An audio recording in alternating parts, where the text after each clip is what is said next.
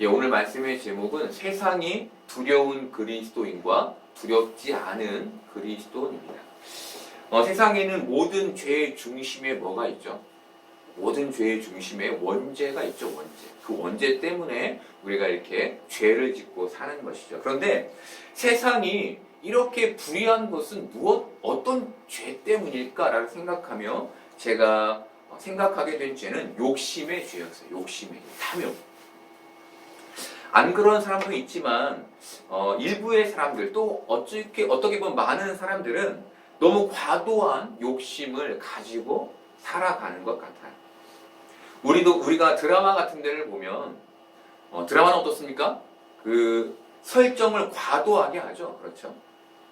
왜 그렇게 합니까? 캐릭터가 분명하게 드러나게 하도록, 이 사람이 어떤 종류의 사람인지를 잘 알 수 있도록 하는 거죠. 그리고 사람들은 어떤 죄를 저지릅니까? 자기가 갖고 싶어서, 자기가 빼앗고 싶어서, 그 욕심 때문에 인간적이고 도덕적인 선을 넘어가는 모습들을 거기에서 보여주죠. 야고보 사도는 이런 문제를 야고보서 1장 14, 15절에서 이렇게 말합니다. 오직 각 사람이 시험을 받는 것은 자기 욕심에 끌려 미혹됨이니 욕심이 잉태한 즉 죄를 낳고 죄가 장성한 즉 사망을 낳느니라. 이 말씀은 기독교인들을 향한 말씀인데 뭘 주의하라고 말하나요? 욕심을 주의하래요. 욕심 때문에 시험을 받는다는 거예요. 다윗이 밧세바를 간음하고 밧세바의 남편인 우리아를 전쟁터 가장 최전방에 내보내서 죽게 했을 때 나단 선지자가 다윗에게 했던 말이 뭡니까? 아무것도 가진 게 없는 가난한 사람이 딱 한 마리 암양 새끼를 사서 애지중지 키우고 있는데 부자가 자신을 찾아온 행인을 대접하기 위해 자신이 기르던 양과 소가 너무 아까워서 그 가난한 자의 암양 새끼를 잡아 대접했다라는 말을 하지 않습니까?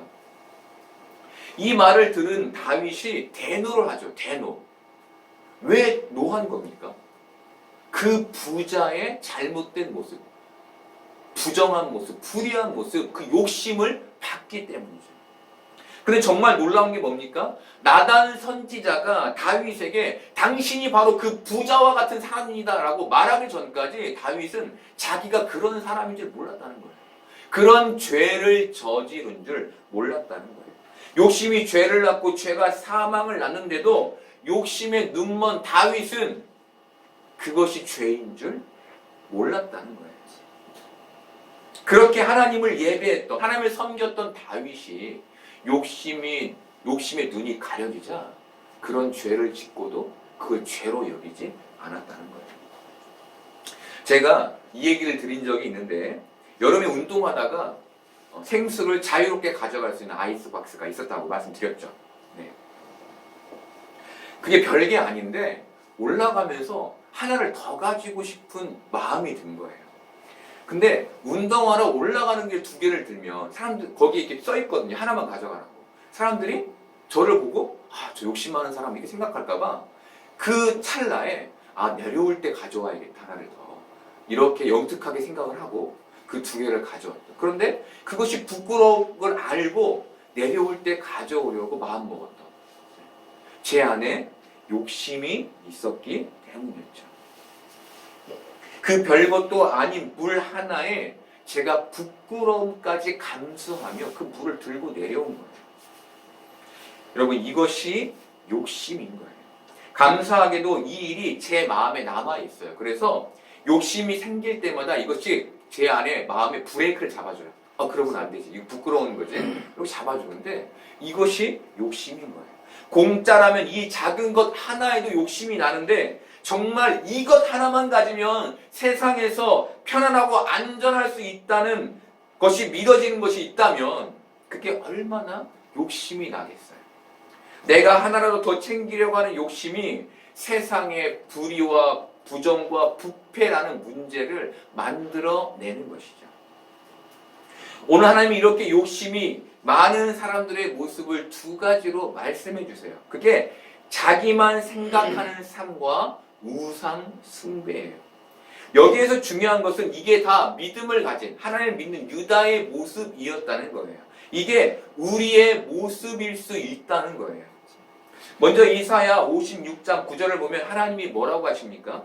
들의 모든 짐승들아, 숲 가운데의 모든 짐승들아 와서 먹으라 라고 말씀하세요. 들의 모든 짐승들과 숲의 모든 짐승들은 유다를 둘러싸고 있는 열방들을 가리키는데 특별히 바벨론을 말하는 거예요. 하나님이 바벨론에게 유다를 집어삼키라라고 명령하시는 것이죠. 왜 그런 겁니까? 하나님을 믿는 유다가 하나님을 떠났기 때문이에요. 하나님을 떠난 유다를 표현하시는데 이렇게 표현하세요. 10절에서 12절까지를 볼까요? 57장 10절에서 12절. 이스라엘 파수꾼들은 맹인이요. 56장. 네. 맹인이요 다 무지하여 벙어리 개들이라. 짖지 못하며 다 꿈꾸는 자들이요 누워있는 자들이요 잠자기를 좋아하는 자들이니 이 개들은 탐욕이 심하여 족한 줄을 알지 못하는 자들이요 그들은 몰지각한 목자들이라. 다 제 길로 돌아가며 사람마다 자기 이익만 추구하며 오라 내가 포도주를 가져오리라. 우리가 독주를 잔뜩 마시자. 내일도 오늘같이 크게 넘치리라 하느니라. 이들은 사명을 잊었고 게을렀고 욕심이 지나쳤고 멸망의 날이 오지 않을 것처럼 안일하게 살았어요.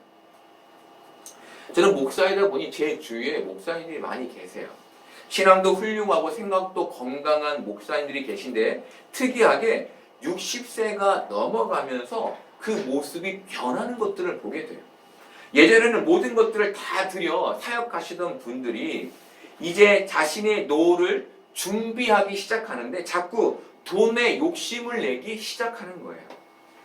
여러분, 뭐가 이 훌륭한 목사님들을 바꾸었을까요? 저는 현실에 대한 두려움이라고 생각하게 됐어요. 젊었을 때에는 없어도 됐어요. 현실을 살아낼 수 있는 힘이 있었어요. 그럼 나이가 들자 그 마음에 두려움이 찾아오기 시작하는 거죠. 내 자식이 나를 먹일 수 있을까? 아니, 없을 것 같아. 그럼 어떻게 해야지? 아, 내가 돈을 모아야겠구나. 두려움이 찾아오는 것이죠. 그렇게 파수꾼의 소명을 잃게 되는 거예요. 여러분, 이게 은퇴를 앞둔 목회자들의 모습일까요? 아니죠. 이게 우리의 현실이고 우리의 걱정 아닙니까? 이게 저기 목사만 가지고 있는 모습이 아니라 나이가 들어가고 있는 우리의 걱정임의 모습 아닙니까? 하나님은 이런 현실에 두려움 가운데 있는 사람들에게 이사야 57장 11절의 말씀을 해주세요. 네가 누구를 두려워하며 누구로 말미암아 놀랍기에 거짓을 말하며 나를 생각하지 아니하며 이를 마음에 두지 아니하느냐. 내가 나를 경외하지 아니함은 내가 오랫동안 잠잠했기 때문이 아니냐. 하나님께서 네가 세상을 두려워한다라는 말씀을 해 주시는 거예요. 그런데 저는 이 말씀을 이렇게만 읽지 않고 다르게도 읽었어요. 그것은 아이들이 무서운 것을 보고 무서워할 때 어른이 가서 달래주듯 읽은 거예요. 그거 아무것도 아니야. 무서워할 거 없어. 내가 곁에 있었어 했는데 네 곁에 없었구나. 미안하다. 이렇게 읽히는 거예요. 여러분, 우리를 제일 두렵게 하는 게 뭡니까? 현실이죠. 당장 전기요금과 가스요금이 오르고 대출에 이자가 오르면 어떻습니까?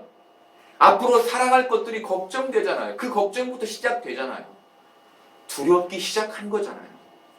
현실이 두려워지기 시작하는 거잖아요.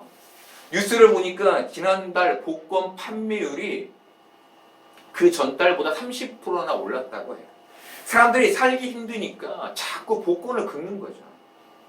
여러분, 우리가 이렇게 힘든 현실로 인해 두렵지만 하나님은 세상을 두려워하지 말라고 말씀하시는 거예요. 너희가 나를 붙들면 거룩한 산, 그 시온산, 그 천국에서 기업을 얻게 될 것이라고 말씀하시는 거예요. 하나님은 세상을 두려워하는 사람들의 특징도 말씀해 주시는데 그들은 술을 잔뜩 마시고 내일도 오늘과 같이 크게 넘칠 것이라고 믿는데요. 그들이 안일하게 산다는 거예요. 여러분, 우리가 내일을 장담할 수 있나요? 없죠. 없는데 욕심이 눈먼 이들은 그들이 쌓아놓은 이익 안에서, 그들이 재산을 엄청나게 쌓아놓고 그 안에서 내일도 괜찮아 라고 말하며 믿으며 산다는 거예요. 하나님이 인간에게 크게 두 가지, 개인의 죽음과 세상의 종말을 허락하셨어요. 그런데 하나님께서 인간에게 개인의 종말을 두신 이유는 세상의 종말을 깨달으라는 것이었어요. 너희가 죽지, 너희가 죽잖아. 육신이 죽잖아. 그런데 그것은 세상이 종말할 것을 깨달으라는 거야 라고 주신 거예요. 그런데 욕심을 부른 인간들은 그 쌓아놓은 재물로 인해 자신이 죽을 것도 생각하지 않고 곧 멸망이 닥쳐서 바벨론이 침략해 들어와서 그 나라가 멸망할 것도 보지 않더라는 거예요. 괜찮아 이렇게 살더라는 거예요. 이렇듯 유다의 관료들이 하나님을 잊은 채 자신의 나라가 바벨론에 몰락할 것도 생각하지 않은 채 재물을 쌓는 데에만 혈안이 되어 있었던 거예요. 그래서 하나님이 죄가 간영했던, 그래서 멸망했던 소돔과 고모라처럼 유다에게도 심판을 말씀하신 거예요. 너희가 반드시 멸망하게 될 거예요. 바울은 데살로니가전서 5장 1절에서 3절까지 해서 하나님을 믿지 않고 자신에게 멸망이 오지 않을 것이라고 믿는 이들에게 그날이 도적같이 올 것이다 라고 말씀하셨어요. 우리 말씀 같이 볼까요? 형제들아, 때와 시기에 관하여는 너희에게 쓸 것이 없음은 주의 날이 밤에 도적같이 이룰 줄을 너희 자신이 자세히 알미라. 저희가 평안하다 안전하다 할 그때에 잉태된 여자에게 해산 고통이 이름과 같이 멸망이 호련히 저희에게 이르르니 결단코 피하지 못하리라. 멸망할 것을 기억하지 못하는 이들에게 그 멸망이 해산하는 여인의 고통과 같이 이르게 될 것이다. 자신의 멸망을 두려워하지 않고 자신의 인생이 평안할 거야, 괜찮을 거야 라고 사는 사람들에게 그런 고통이 임한다는 거예요. 그런데 그들은 왜 그 고통이 올 것을 모르나요? 그들이 쌓아놓은 재산 때문인 거예요. 그들이 쌓아놓은 물질 때문인 것이죠. 그렇게 욕심과 탐욕으로 쌓아올린 성 안에 들어가서 그들은 나는 안전해 라고 서로 자신을 위로한다는 거예요. 그런데 데살로니가전서 5장 4절과 6절에서 믿음을 가진 자들은 그들과 다른 삶을 살게 될 것이라고 말씀해 주세요. 우리 같이 볼까요? 형제들아, 너희는 어두움에 있지 아니하며 그날이 도적같이 너희에게 임하지 못하리니 너희는 다 빛의 아들이요 낮의 아들이라. 우리가 밤이나 어두움에 속하지 아니하나니 그러므로 우리는 다른 이들과 같이 자지 말고 오직 깨어 근신할지라. 빛에 있는 자들, 하나님을 믿는 믿음 안에 있는 자들은 내일이 오늘보다 넘칠 것이라는 안일함 가운데 살지 않는다는 거예요. 이들은 잉태된 여자에게 해산이 호련히 임하듯 종말이 올 것을 알고 깨어서 준비한다. 그래서 세상에서 깨어있지 못한 자들은 그 멸망을 피하지 못하지만 깨어있는 자들에게는 그 멸망이 도적같이 오지 못하는 것이죠. 여러분, 멸망이 우리의 예상대로 옵니까? 그렇지 않은 거예요. 우리는 그때를 준비해야 하는 것이죠. 오래전 청년부를 사역할 때 청년들 리더들에게 이렇게 얘기한 적이 있어요. 우리는 다 암에 걸려 죽을 겁니다. 다 암에 걸려 죽을 겁니다.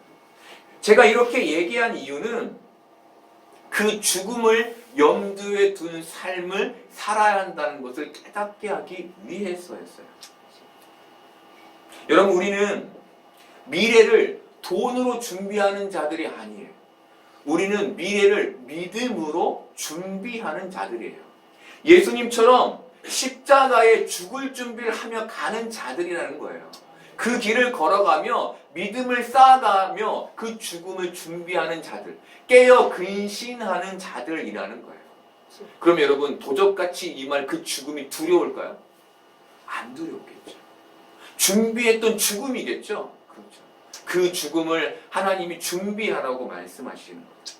두 번째로 하나님은 세상이 두려워서 세상을 사랑하는 그리스도인의 모습을 이렇게 말씀해 주시는데 그들을 우상 숭배자다라고 말씀하세요. 57장 1, 2절에서 우상을 섬기던 그 시대상을 말씀해 주시는데 말씀 볼까요? 의인이 죽을지라도 마음에 두는 자가 없고 진실한 이들이 거두어감을 당할지라도 깨닫는 자가 없도다. 의인들은 악한 자들 앞에서 불리어 가도다. 그들은 평안에 들어갔나니 바른 길로 가는 자들은 그들의 침상에서 편히 쉬리라. 시대가 얼마나 악하고 냉담했던지 의인이 죽어도 마음에 두는 자가 없었대요. 이 말씀에서 의인은 하나님의 말씀대로 그 말씀을 따라 살아갔던 사람들을 말해요. 이들이 죽어도 사람들이 마음에 두지 않았다는 것은 슬퍼하지 않았다는 거예요. 왜 그랬을까요? 그들이 살았던 삶의 방법이 세상 사람들의 삶의 방법과 달랐기 때문이에요. 세상 사람들은 그들을 보면 어리석은 사람들, 그러니까 저렇게 되는 거지 라고 생각했다는 거예요. 슬퍼하지 않았다는 거예요. 쉽게 말하면 저 바보들 저렇게 산다고 하나님이 도와주시나? 라고 생각했다는 거예요. 그런데 하나님은 이들에게 어떻게 하신다고 말씀하시나요? 그들이 악인에게 끌려가 고통을 당하지만 그들이 그 젊음의 죽음 안에서 평안으로 인도될 것이라고 말씀하세요. 세상에서 하나님의 말씀을 따라 삶으로 인정받지 못했지만 이들을 평안으로 들어가게 하신다는 거예요. 이들이 하나님의 축복을 누리는 삶, 그 안에, 그 지경에 들어가게 하신다는 거예요. 그리스도인 우리가 세상에서 붙들고 있는 하나님의 말씀이 세상 사람들 보기에는 어리석어 보일 수 있죠. 하지만 이 말씀만이 우리를 하나님 나라의 평안으로 인도하는 거예요. 예수님이 뭐라고 말씀하셨습니까? 내가 곧 길이요 진리요 생명입니다. 그 길은 하나님의 말씀대로 살아가는 삶밖에 없는 거예요. 그런데 세상을 두려워하는 그리스도인은, 세상이 무서운 그리스도인들은 하나님의 말씀을 그 마음에 두고 살지 않는 거죠. 하나님의 말씀은 그 마음에서 작아지고 세상은 자꾸 커지니까 하나님의 말씀대로 살 수 없게 되는 거예요. 그래서 하나님의 말씀보다 세상의 욕심을 따라 불의와 부정도 감내하며 살아가는 것이죠. 유다에 하나님의 말씀을 믿고 종교개혁을 이룬 왕이 있어요. 그게 히스기야와 요시야 왕이에요. 이들은 하나님의 말씀을 따라 모든 나라의 우상을 제거했고 열방들과 맺은 수교, 평화협정을 모두 다 거절했어요. 이 당시 수교는 나라의 존립을 위한 가장 현명한 정치 활동이었고 우상 숭배는 수교를 맺은 나라에게 보여줄 수 있는 가장 신뢰받는 행동이었어요. 그런데 이들이 그것들 다 거절한 것이죠. 놀랍게도 이들이 하나님의 말씀을 따라 행했을 때 세상 사람들이 보기에는 어리석죠. 무모하죠. 그런데 그렇게 행했을 때 나라가 가장 부흥했고 가장 안전했어요. 그런데 믿음의 지도자가 죽은 후 어김없이 일어난 일은 불신앙의 지도자들이 나타나서 지금까지 쌓아놨던 말씀의 삶들을 무너뜨리는 것이었어요. 그들은 산당을 다시 세우고 우상 숭배를 장려했어요. 특히 히스기야의 아들 므낫세는 히스기야가 죽자마자 적극적으로 우상 숭배를 장려했고 예루살렘은 거룩한 땅이죠. 예루살렘에서 모든 우상을 다 섬기게 했어요. 성전 마당에 우상의 제단까지 쌓았어요. 그리고 하나님의 선지자와 제사장들을 잡아 죽이기까지 했는데 전승에는 이사야 선지자, 오늘 우리가 말씀에서 보고 이사야 선지자 역시 톱에 켜서, 므낫세 왕 때 톱에 켜서 죽임을 당했다고 해요. 여러분, 우리가 여기에서 봐야 할 게 뭡니까? 므낫세가 왜 이렇게 됐냐는 거예요. 므낫세가 왜 이렇게 했냐는 거예요. 여러분, 왜 이렇게 했을까요? 이성적이고 똑똑하고 합리적이었던 므낫세가 보기에 하나님의 말씀만 따르기에 세상이 두려웠던 것이죠. 왕권을 지켜야 한다는 그 두려움이 너무 커서 그가 우상을 섬기게 하고 수교 활동을 펼치며 하나님을 거절하는, 세상을 거절하는 것이 아니라 하나님을 거절하는 삶을 살았다는 거예요. 우리나라가 이렇게 교회의 부흥을 이룬 것은 1세대의 훌륭한 목사님들 덕분이죠.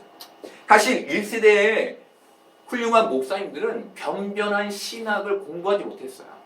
그분들은 오직 기도로 그 교회를 세워갔죠. 그리고 그 1세대 목사님들이 은퇴한 후 교회는 학위를 가진 목사님들을 청빙하기 시작했어요. 문제는 여기에서 일어나는데 그때부터 교회 안에 잡음이 들리고 문제와 갈등이 발생하게 되더라는 거예요. 여러분, 왜 이렇게 문제가 발생했을까를 생각해 보니까 저는 그들 안에 첫 세대 목사님들이 이루어 놓은 그 교회를 유지해야 한다는 두려움이 컸을 것이라는 생각을 하게 됐어요. 큰 교회를 이루었는데 거기에 목회자가 되어서 그 큰 덩치를 이끌어 가자니 너무너무 두려운 것이죠. 그리고 그들이 그 문제를 하나님이 아닌 이성적이고 합리적으로 해결하려 했기 때문이라고 생각하게 됐어요. 하나님을 두려워하고 오직 하나님만 붙들어야 하는데 그렇게 못한 거죠. 다른 자신을 보호해줄 다른 방패들을 만들다 보니 그런 문제들이 발생하지 않았을까라고 생각하게 된 거예요. 여러분, 하나님은 세상을 두려워하지 말라고 하시는데 우리는 자꾸 어떻습니까? 세상을 두려워하게 되죠. 그렇죠?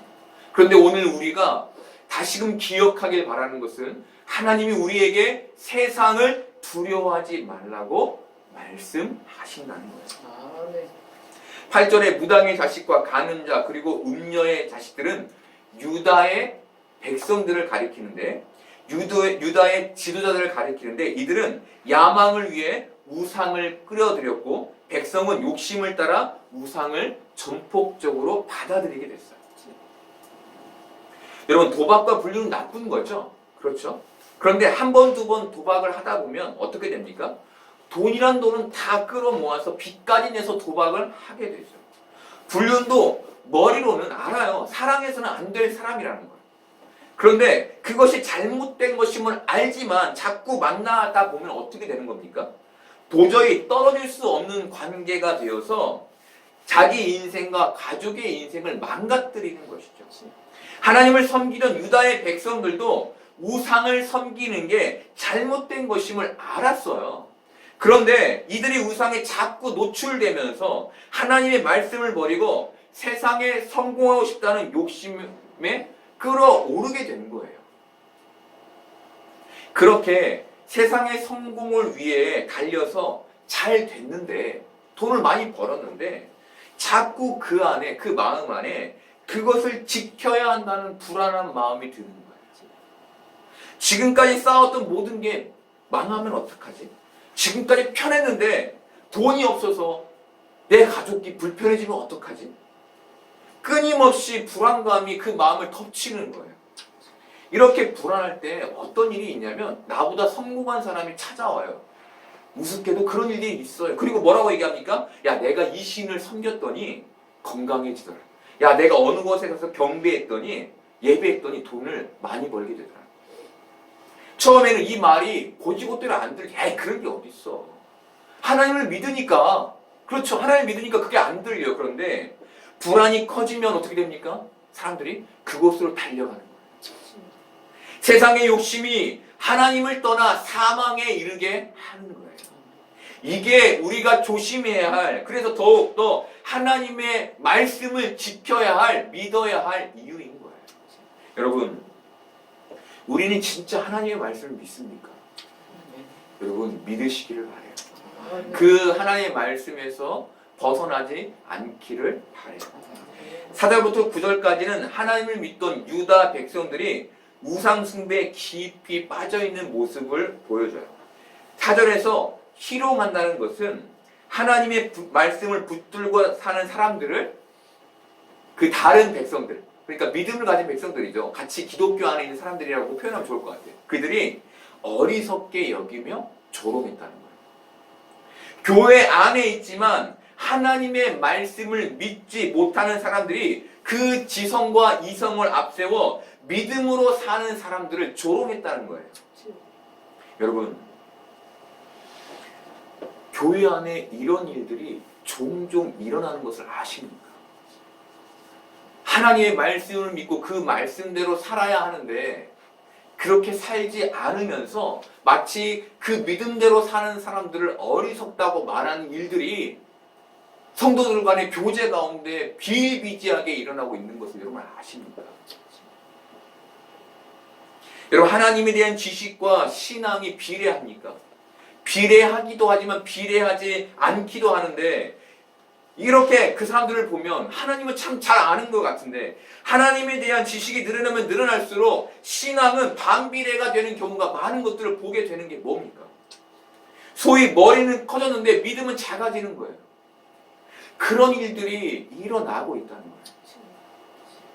여러분, 근데 중요한 게 뭡니까? 이들의 무분별한 판단과 조롱이 교회를 병들게 한다는 거예요.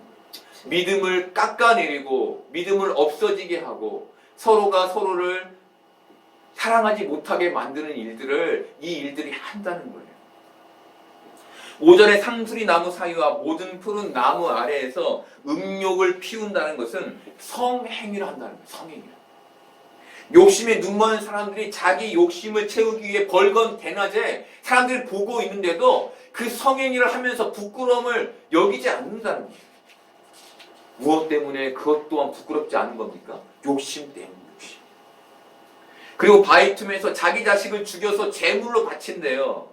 인신 제사를 드린대요. 사람들이 자신의 욕심을 채우기 위해 자기 자식을 죽이는 담대함, 대담함, 잔인함까지도 갖는다는 거예요. 여러분, 내 배로 났는데 얘를 죽여요. 내 욕심 때문에. 그리고 마음속에 뭐라고 생각할까요? 또 낳으면 되지. 그런 생각들을 했다는 거예요. 6절에 매끄러운 돌을 주어서 그것에 전제와 예물을 드렸다는 것은 이 당시에는 강가에 있는 매끄러운 돌들, 그런 것들이 자신의 삶을 평탄하고 형통하게 해줄 것이라는 믿음이 있었대요.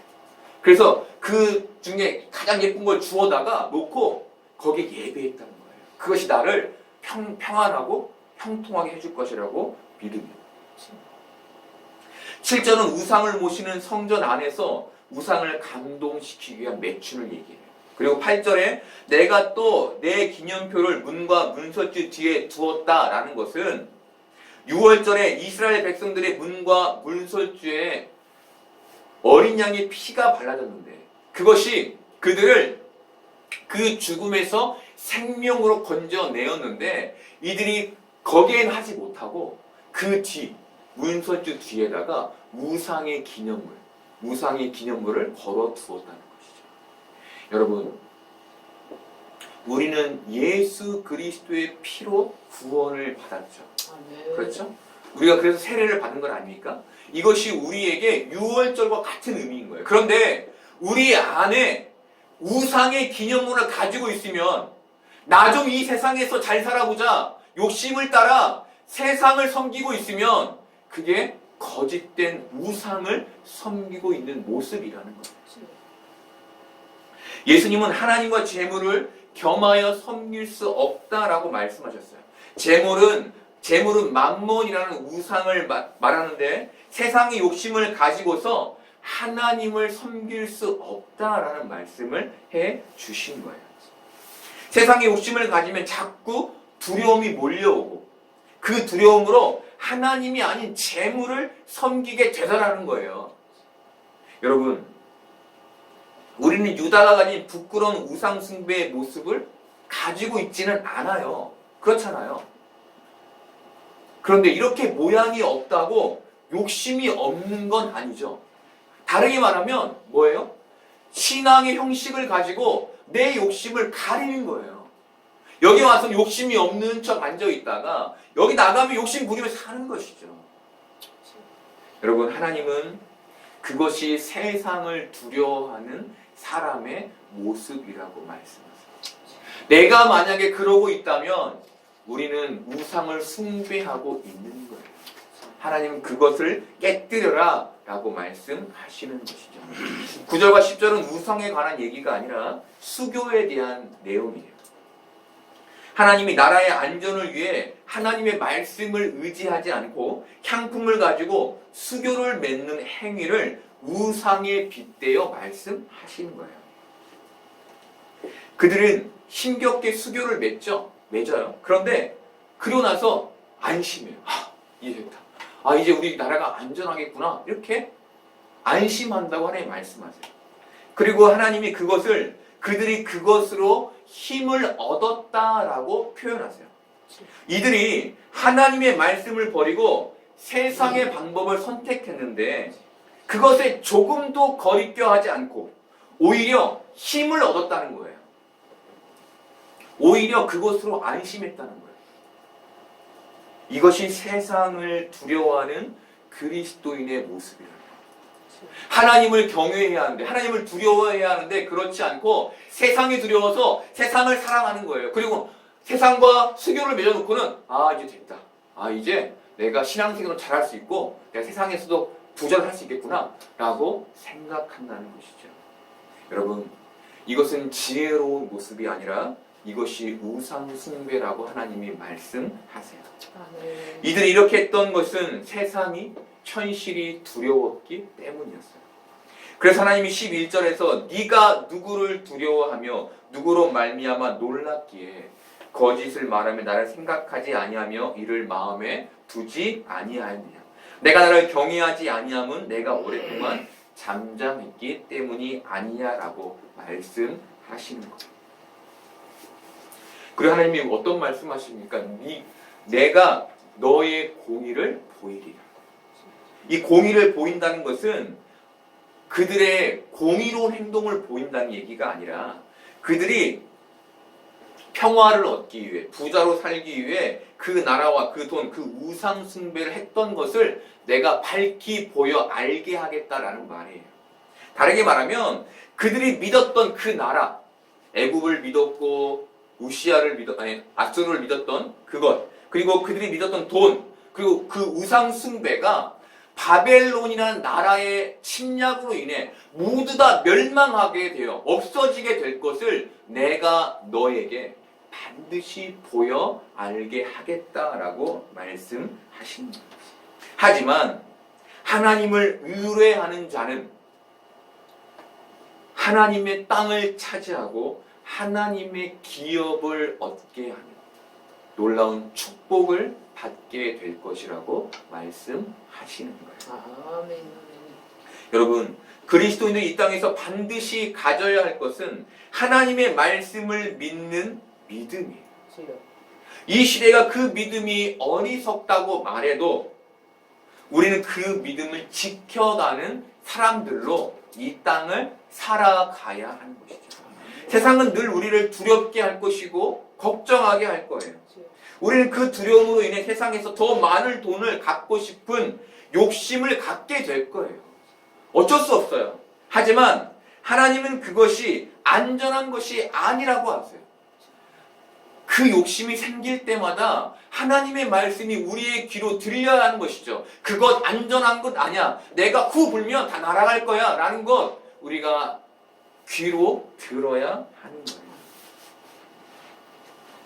하나님, 우리의 마음이 두려움으로 우상에게 쏠리지 않고 하나님에게 쏠리기를 바라세요. 그렇게 그리스도인의 신앙의 중심에 하나님을 향한 마음과 그 말씀이 있기를 바라세요. 여러분, 우리가 이 세상에서 하나님과 하나님의 말씀을 믿기를 바라요. 세상을 두려워하지 않는 그리스도인이 되기를 바라요. 그래서 그 마음을 세상에 뺏기지 않고 나를 정말 사랑하시는 그 하나님을 향하여 우리가 사는 복된 그리스도인들 되기를 소망해요.